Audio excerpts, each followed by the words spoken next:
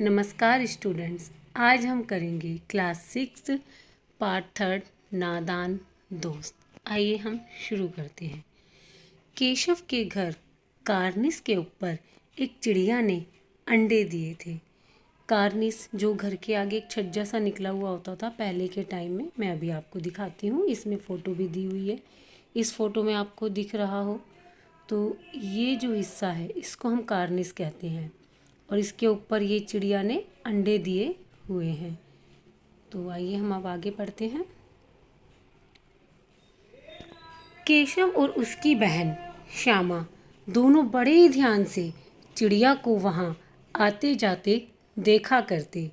सवेरे दोनों आंखें मलते कार्निस के सामने पहुँच जाते और चिड़ा और चिड़िया दोनों को वहाँ बैठा पाते। जब वह सुबह उठ के सीधा आंखें मलते हुए वहीं पर ही जाते थे बाहर और देखते थे कि वहाँ पर क्या है, तो वहाँ पर वो चिड़ा और चिड़िया को बैठे हुए देखते थे। उनको देखने में दोनों बच्चों को ना मालूम क्या मज़ा मिलता। जो लेखक है वह कहते हैं कि पता नहीं बच्चों को उनको देखने से उनको क्या मज़ा मिलता था, क्या अच्छा लगता था उन्हें, कि उन्हें दूध और जलेबी की सुध भी ना रहती थी। दोनों के दिल में तरह तरह के सवाल उठते। उन्हें देखने में इतना मज़ा आता था कि वह दूध जलेबी खाना तक भी भूल जाते थे उन्हें देखने के लिए। और उन्हें पता नहीं उनके जो मन में तरह तरह के सवाल उठते थे। कैसे सवाल? अंडे कितने बड़े होंगे, किस रंग के होंगे, कितने होंगे, क्या खाते होंगे, उनमें से बच्चे किस तरह निकल पाएंगे, बच्चों के पर कैसे निकलेंगे, घोंसला कैसा है। लेकिन इन बातों का जवाब देने वाला कोई नहीं। ना अम्मा को घर के काम धंधों से फुर्सत थी, ना बाबूजी को पढ़ने लिखने से। दोनों बच्चे आपस में ही सवाल जवाब करके अपने दिल को तसल्ली दे लिया करते थे। दोनों बहन भाई आपस में ही सवाल करते, जो उनके मन में आता वही वो जवाब दे देते और उसी से वह तसल्ली अपने आप को दे दिया करते। ना तो वह मम्मी से पूछ पाते थे, ना वो पापा से पूछ पाते थे। श्यामा कहती, क्यों भैया, बच्चे निकलकर फुर से उड़ जाएंगे। केशव विद्वानों जैसे गर्व से कहता, नहीं री पगली, पहले पर निकलेंगे, बगैर पर के बेचारे कैसे उड़ेंगे। श्यामा, बच्चों को क्या खिलाएगी बेचारी। केशव इस पेचीदा सवाल का जवाब कुछ ना दे सकता था। इस तरह 3-4 दिन गुजर गए। दोनों बच्चों की जिज्ञासा दिन दिन बढ़ती जाती।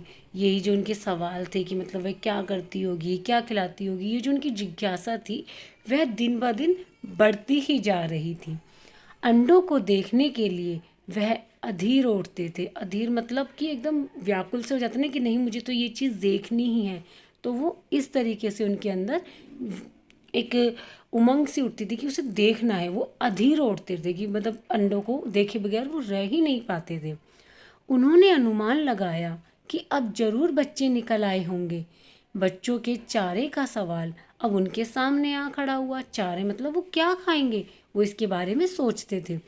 चिड़िया बेचारी इतना दाना कहाँ पाएगी कि सारे बच्चों का पेट भरे। कि चिड़िया इतना सारा दाना कहाँ से लाएगी, उसे कहाँ मिलेगा कि वो इतना सारा दाना लाए और अपने बच्चों का भी पेट भर दे। अब उन्हें ये तो पता नहीं था कि अंडे के अंदर बच्चे कुछ नहीं खाते। गरीब बच्चे भूख के मारे चूं चूं करके मर जाएंगे। गरीब कह रही है वो उन चिड़िया के बच्चों को कि वो गरीब के बच्चे कितने भूखे रह जाएंगे अगर उन्हें दाना नहीं मिलेगा और वो मर जाएंगे भूख से। इस मुसीबत का अंदाज़ा करके दोनों घबरा उठते। उन्हें घबराहट हो जाती कि है ऐसा होगा तो क्या होगा। दोनों ने फैसला किया कि कार्निस पर थोड़ा सा दाना रख दिया जाए। श्यामा खुश होकर बोली, तब तो चिड़ियों को चारे के लिए कहीं उड़कर ना जाना पड़ेगा ना। केशव, नहीं, तब क्यों जाएंगी। श्यामा, क्यों भैया, बच्चों को धूप ना लगती होगी। तो वो कहने लगी, क्या बच्चों को धूप नहीं लगती होगी, कार्निस पर तो कुछ उनके ऊपर छत भी नहीं है, सीधी धूप उन बच्चों को लगती होगी। केशव का ध्यान इस तकलीफ की तरफ ना गया था। केशव ने इस बारे में नहीं सोचा था। बोला, जरूर तकलीफ हो रही होगी। बेचारे प्यास के मारे तड़पते होंगे, मतलब इतनी धूप में उनको प्यास लगती होगी। ऊपर छाया भी तो कोई नहीं, उनके ऊपर छत भी तो नहीं है कोई। आखिर यही फैसला हुआ कि घोंसले के ऊपर कपड़े की छत बना देनी चाहिए। दोनों ने फैसला किया कि वह कपड़े से उनकी छत बना देंगे ताकि उनको धूप ना लगे। पानी की प्याली और थोड़े से चावल रख देने का प्रस्ताव भी स्वीकृत हो गया। स्वीकृत मतलब मंजूर हो गया कि उन दोनों ने आपस में डिसाइड करा और यह डिसीजन निकाला कि एक प्याली में थोड़ा सा पानी रख देंगे और थोड़े से चावल रख देंगे। दोनों बच्चे बड़े चाव से काम करने लगे। श्यामा माँ की आंख बचाकर मटके से चावल निकाल लाई। केशव ने पत्थर की प्याली का तेल चुपके से जमीन पर गिरा दिया और उसे खूब साफ करके उसमें पानी भरा। एक पत्थर की छोटी सी प्याली थी, दिया टाइप से, तो उसमें तेल रखते थे और दिया जलाते थे। उसने क्या करा, उसका तेल तो निकाल दिया और उसे अच्छी तरीके से साफ करा ताकि उसमें तेल की कोई महक ना रह जाए या तेल ना रह जाए। फिर उसमें पानी भर के ले आया। अब चांदनी के लिए कपड़ा कहाँ से लाए, मतलब अब जो उन्हें छाँव करनी थी उनके लिए, अब उसके लिए कपड़ा कहाँ से लाया, वो ये सोचने लगे।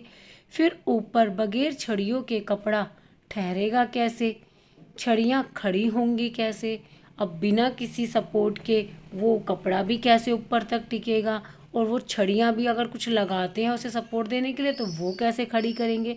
अब वह ये सोचने लगे। केशव बड़ी देर तक इसी उधेड़बुन में रहा, मतलब यही सोचता रहा कि क्या करें क्या ना करें, कैसे करें। आखिरकार उसने यह मुश्किल भी हल कर दी।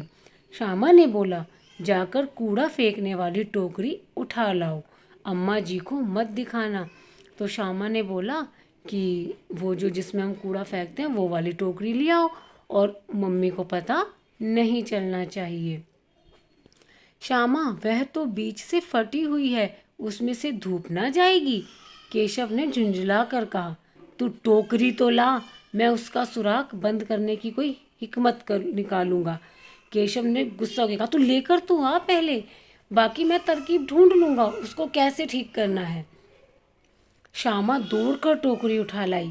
केशव ने उसकी सुराख में थोड़ा सा कागज ठूंस दिया और तब टोकरी को एक टहनी से टिकाकर बोला, देख, ऐसे ही घोंसले पर उसकी आड़ कर दूंगा, तब कैसे धूप जाएगी।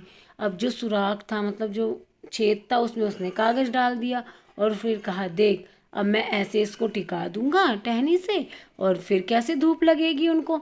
श्यामा ने दिल में सोचा, भैया कितने चालाक हैं। गर्मी के दिन थे, बाबूजी दफ्तर गए हुए थे, अम्मा दोनों बच्चों को कमरे में सुलाकर खुद सो गई थी। लेकिन बच्चों की आंखों में आज नींद कहाँ, बच्चों को तो नींद ही नहीं आ रही थी। उन्हें तो उन अंडों के बारे में ही सब कुछ जो सोच रहे थे कि क्या करें, उनको कैसे सपोर्ट दे, धूप से बचाए, इन सब के बारे में सोचते सोचते उन्हें नींद ही नहीं आ रही थी। अम्मा जी को बहलाने के लिए दोनों दम रोके आंखें बंद किए मौके का इंतजार कर रहे थे। मतलब कि अम्मा को लगे कि हम सो गए हैं तो वो झूठी माची की आंखें बंद करके लेट गए ताकि उनकी मम्मी को लगे कि वो बच्चे सो रहे हैं। जो ही मालूम हुआ कि अम्मा जी अच्छी तरह से सो गई, दोनों चुपके से उठे और बहुत धीरे से दरवाजे की सिटकनी खोलकर बाहर निकल आए। जब उन्हें दिखा कि मम्मी सो गई हैं, वो धीरे से उठ के दरवाजे की कुंडी को खोल के बाहर आके दरवाज़ा बंद कर देते हैं, जो उनकी मम्मी को ना पता चले कि वह बाहर आए हैं। अंडों की हिफाजत की तैयारियां होने लगी। हिफाजत मतलब उनकी देखभाल करने की तैयारियां उन्होंने शुरू कर दी। केशव कमरे से एक स्टूल उठा लाया, लेकिन जब उससे काम न चला तो नहाने की चौकी लाकर स्टूल के नीचे रखी और डरते डरते स्टूल पर चढ़ा। अंदर से स्टूल लेके आया क्योंकि अब वो डायरेक्ट तो वहाँ तक पहुँच नहीं सकता, वो छोटा था और मचान जो होती है वो थोड़ी ऊपर होती है, कारनिश जो होती है। तो स्टूल लेकर आया अंदर से। अब स्टूल पे खड़े होने के बाद भी उसका हाथ नहीं जा रहा था। फिर वह बाथरूम में जिसमें पटरा वगैरह कहते हैं आज के टाइम पे, उस पर बैठ के नहाते, वो भी लेके आ गया। फिर उसने उसके ऊपर स्टूल रखा। अब उसे डर था कि कहीं ये गिर ना जाए, परंतु वह डरते डरते फिर भी उस पर चढ़ गया। श्यामा दोनों हाथों से स्टूल पकड़े हुए थी। ये आपको दिख रहा है पिक्चर में कि श्यामा ने कैसे स्टूल पकड़ा हुआ है। स्टूल चारों टांगे बराबर ना होने के कारण जिस तरफ ज़्यादा दबाव पाता था जरा सा हिल जाता था। मतलब जो इसकी टांगे थी ये थोड़ा सा इनमें फ़र्क था, बराबर नहीं थी, तो ये हिलता था। तो जिस तरफ दबाव पड़ता था उस तरफ कोई थोड़ा सा हिल जाता। उस वक्त केशव को कितनी तकलीफ उठानी पड़ती थी यह उसी का दिल जानता है। मतलब उसे एकदम डर लगता कहीं मैं गिर ना जाऊं। दोनों हाथों से कार्निस पकड़ लेता, कार्निस को बड़ी मजबूती से पकड़ लेता था ताकि वह गिरे ना। और श्यामा को दबी आवाज़ से डांटता ताकि उसकी मम्मी को ना पता चले, अच्छी तरह पकड़ वरना उतरकर बहुत मारूंगा। मगर बेचारी श्यामा का दिल तो ऊपर कार्निस पर था। बार बार उसका ध्यान उधर चला जाता और हाथ ढीले पड़ जाते। श्यामा का ध्यान कार्निस पर था तो वह उस पर ध्यान देती तो उसके हाथ जो है थोड़े से ढीले हो जाते और स्टूल थोड़ा सा हिल जाता। आगे का चैप्टर पार्ट 2 में करेंगे। धन्यवाद।